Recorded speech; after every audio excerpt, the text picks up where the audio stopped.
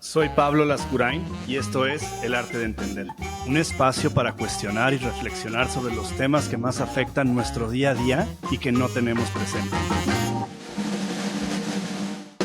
Hola, ¿cómo están? Bienvenidos a la segunda temporada del Arte de Entender, un espacio donde nos gusta cuestionar y aprender no solo de lo que nosotros pensamos, sino de lo que vamos aprendiendo en el camino. Esta temporada va a ser un poco distinta a la anterior. En la anterior, si se acuerdan, cada cierto número de episodios íbamos cambiando de temas, de ideas, a veces teníamos invitados, a veces no. Y esta segunda temporada, en sus primeros episodios, los vamos a dedicar al mismo tema para poder intentar ir mucho más profundo y tratar de encontrar mejores reflexiones que no solo son en el tema en general, sino en distintas partes del tema. Entonces, habiendo dicho eso, el tema de esta temporada va a ser el miedo. Sin duda, a lo largo de nuestras vidas tenemos distintas relaciones con el miedo. El miedo no solo es una forma en la que reaccionamos, sino es una forma en la que vamos construyendo cómo nos relacionamos con otras personas, con nosotros mismos, cómo tomamos decisiones. Básicamente, influye en casi todo lo que podemos estar construyendo a lo largo de nuestra vida y sin duda tiene, como lo hemos platicado anteriormente, cosas positivas y cosas negativas, ¿no?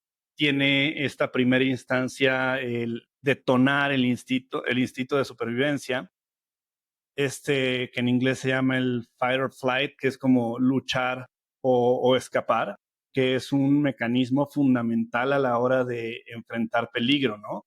Esta percepción que tenemos de cómo el miedo nos alerta y nos hace tomar decisiones de forma más rápida que si simplemente fuera un proceso consciente. Y bueno, definitivamente el tema de la motivación, ¿no? Cada vez lo vemos más constantemente en una vida hiperconectada como la que tenemos ahora, que es como el miedo que tenemos a no lograr lo que queremos o el miedo que tenemos a no ser parte de un grupo o de un movimiento o de una tendencia, ¿no? Y cómo esto nos va llevando a tomar decisiones que, como iremos platicando, no siempre son la mejor idea, pero sin duda tienen un factor común denominador que es el miedo, ¿no? Y por otro lado tenemos como estos contras, ¿no? Dentro de lo que le llamamos en la vida el miedo. El miedo muchas veces o en muchas situaciones nos paraliza o nos debilita. A veces no sabemos qué hacer. Hemos hablado en episodios anteriores de cómo este miedo a veces nos lleva a la inacción. Para las personas que no han vivido situaciones así, parecería absurdo que no te vayas, que no digas algo, que no escapes, que no te quejes, pero bueno, por otro lado también sabemos que el miedo, al ser un proceso, además de ser una emoción, ser un proceso que sucede en todos los seres vivos, en todos los animales, tenemos mucho más información que cuando simplemente se trata de una emoción, ¿no? Entonces podemos ver cómo en los animales que no tienen este raciocinio, también muchas veces les produce parálisis y también muchas veces los lleva a la inacción y te pone en peligro. Otro de los contras importantes de que estaremos platicando y analizando el miedo, sin duda, es la ansiedad. Y hay un concepto muy interesante que se llama el miedo al miedo, ¿no? Entonces, muchas veces la muerte es un gran ejemplo de eso, ¿no? En realidad, poco le tenemos miedo a la muerte porque no tenemos idea qué es la muerte, pero tenemos mucho miedo de sentirnos en una situación en donde percibamos que la muerte es inminente, ¿no? Entonces, ese es el tipo de cosas que pueden producir ansiedad o que pueden producir esta sensación de pensamientos irracionales, ¿no? En donde básicamente nos lleva a tomar malas decisiones o a tomar decisiones poco informadas en aras de responder a lo que estamos viviendo, ¿no? A mí me gusta pensar que existen tres tipos de miedos y los metemos así como en tres grandes categorías. Una es el miedo por un peligro de muerte. Entonces, ese es el miedo como más arraigado en los seres vivos. El segundo miedo es un miedo que se debe la supervivencia, que no es lo mismo que el miedo a la muerte. El miedo a la muerte es mucho más irracional. El miedo a la supervivencia, por ejemplo, lo vemos en los animales y es cuando están dispuestos a pelear por proteger su comida. No es que piensen que van a morir, no es un riesgo inminente de muerte, sino es un riesgo que un miedo que los obliga a posicionarse dentro de la situación. Y el tercer tipo de miedo es el miedo al legado biológico, ¿no?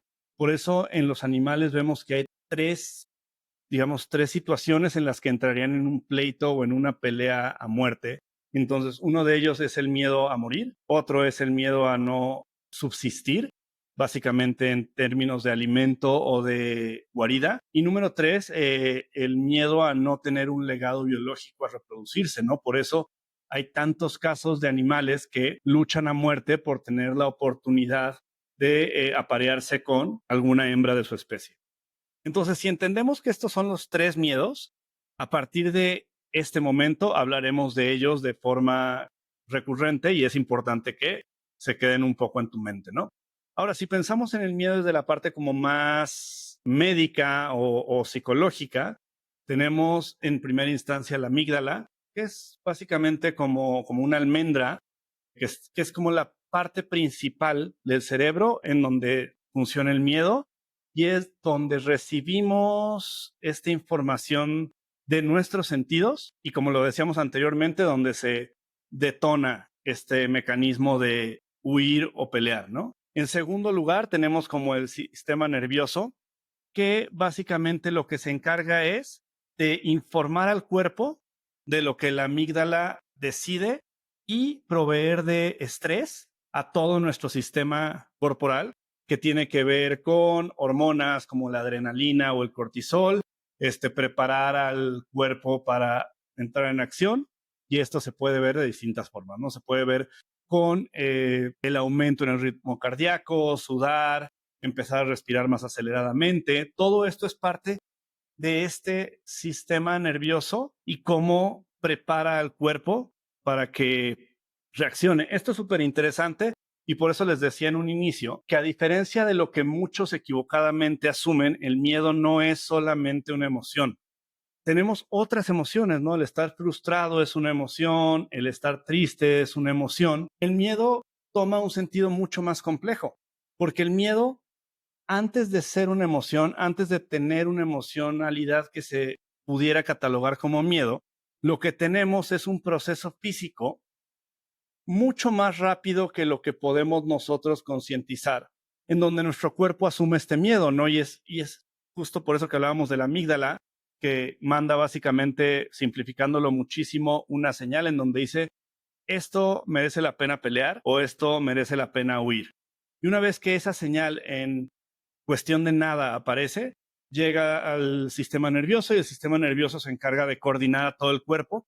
Y una vez que pasa esos detonantes del sistema nervioso, nosotros como seres humanos asumimos la emoción de miedo, pero es, a diferencia de las otras emociones que normalmente vienen de la interpretación que tenemos nosotros, de una situación, de una persona, de algo que nos está pasando, aquí no hay tal cosa como la interpretación racional, sino está la interpretación biológica o del cerebro reptiliano, en donde básicamente, cuando a nosotros nos llega la emoción, nuestro cuerpo ya lleva muchísimos procesos adelantados, ¿no? Y claro que dentro de esos procesos también hay cuestiones genéticas, ¿no? Que tienen que ver con cómo estamos predispuestos al miedo de forma evolutiva o de forma experiencial, ¿no? Ahorita la idea es justamente ir poniendo como algunos contextos o algunas ideas generales para que, cuando a partir de este episodio empecemos a hablar del miedo, todos estemos, por lo menos para efectos de este podcast, utilizando los mismos conceptos y utilizando el mismo lenguaje, y de esa forma lograr entender cada vez con más profundidad los conceptos, ¿no? Y una vez que tenemos esta explicación, digamos, un poquito más académica, podemos también entender cómo se desenvuelve desde la conceptualización de personas que han dedicado su vida a estudiarlo y entenderlo, ¿no? Por ejemplo, para Freud, el miedo era representado por las ansiedades y las experiencias de la niñez, y que básicamente los conflictos no resueltos se manifestaban como fobias o como miedos irracionales, ¿no?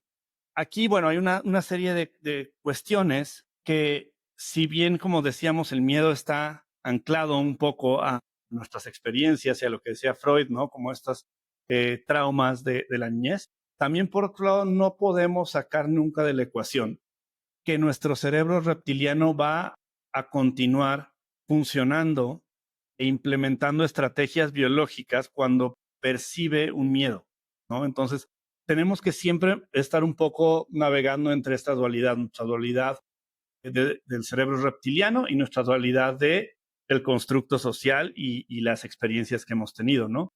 Ekman también decía que básicamente el miedo es una de las 6 emociones básicas con una expresión facial y que básicamente esto se lleva a cabo con una expresión facial porque es una forma en la que otras personas de la misma especie, en nuestro caso, puedan también ayudarnos o puedan darse cuenta de una situación de riesgo, ¿no? Esta es una interpretación mucho más social de cómo se vive el miedo y cómo de algún modo tratamos de lidiar con él, ¿no?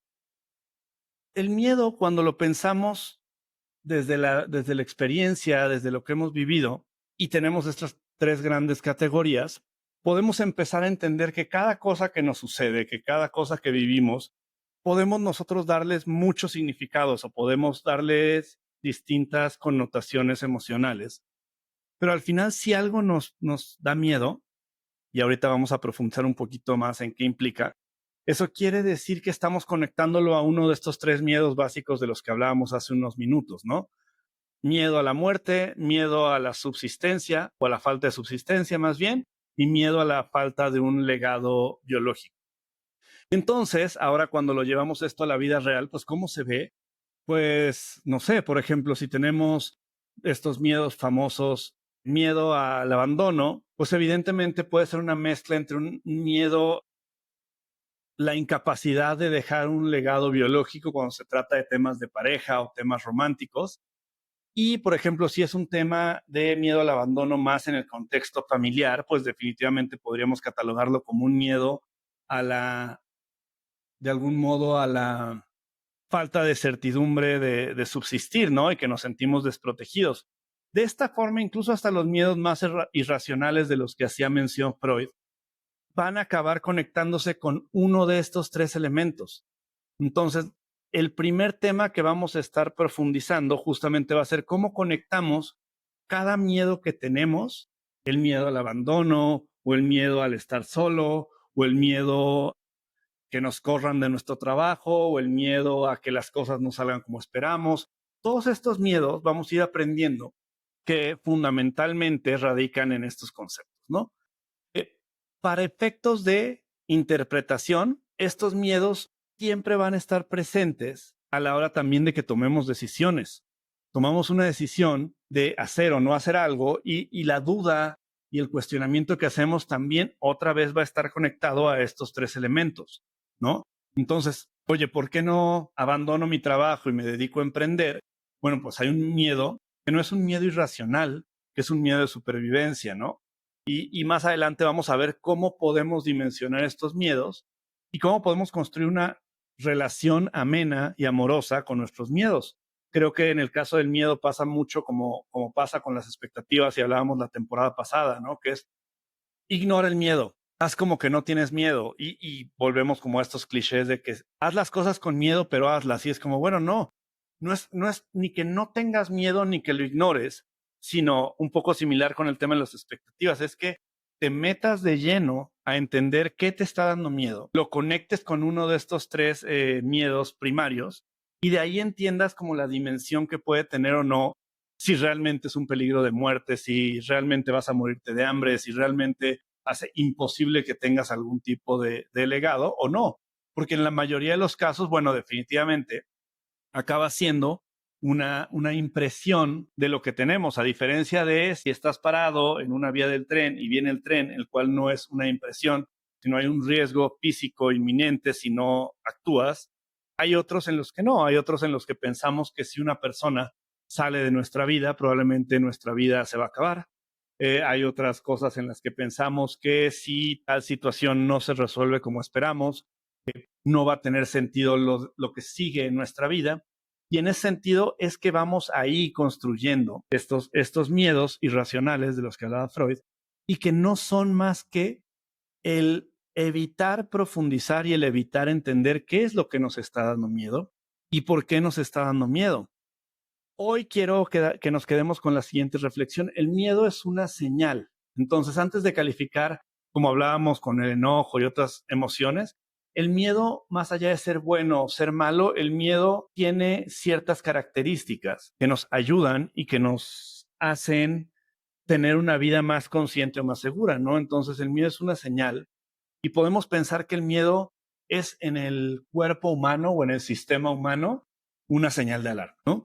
Como todos hemos visto en la calle en algún momento, hay veces que hay coches que tienen una alarma muy sensible y entonces pasas al lado y empiezan a sonar y entonces le quitan un poco el propósito a esa alarma, pero por otro lado hay otras alarmas que sin duda funcionan, ¿no? Y que sin duda muchas veces en el caso de la vida social acaban salvando vidas o mejorando situaciones. Bueno, lo mismo pasa con nosotros.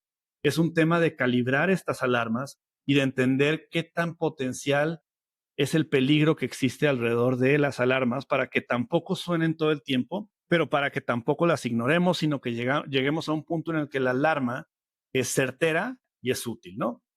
La segunda es que el miedo no es o blanco o negro. El miedo varía y viene en distintos tipos de sabores, colores, situaciones.